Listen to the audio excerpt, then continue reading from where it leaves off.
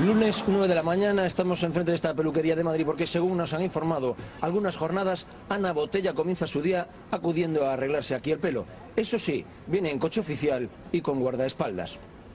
Saliendo del coche, por aquí. Uy, por el otro lado, por el otro lado. Una pregunta.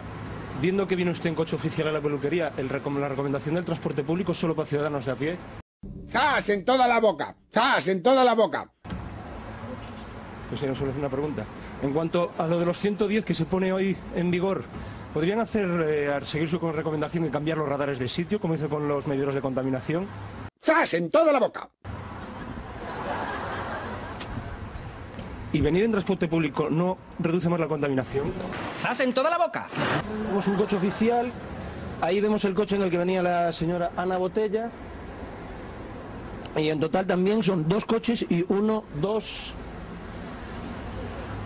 3 y 4 funcionarios públicos. La pregunta ¿es necesario toda esta comitiva para que la teniente de alcalde del Ayuntamiento de Madrid venga a la peluquería? No sé si por la sorpresa que se llevó al vernos en la puerta de su peluquería a primera hora de la mañana o porque no quería salir con aquellos pelos en la tele. Lo cierto es que no hemos conseguido ni una respuesta de Ana Botella, así que vamos a esperar a que salga para ver qué tal le quedó el peinado y para ver si hay más suerte y nos contesta después. Mañana. Ahí vemos a Ana Botella que se va por la puerta de atrás. Doña Ana no se irá por detrás porque no quiere contestar a mis preguntas. Pero mujer, ¿qué haces? ¿Qué diablos haces? ¿Qué es mejor para reducir la contaminación? ¿Ir en metro a trabajar como va el alcalde de Nueva York o utilizar el coche privado como hace usted?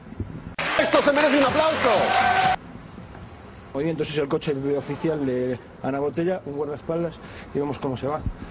Doña Ana, ¿por qué se va usted andando si tiene a su coche oficial siguiéndole por la izquierda?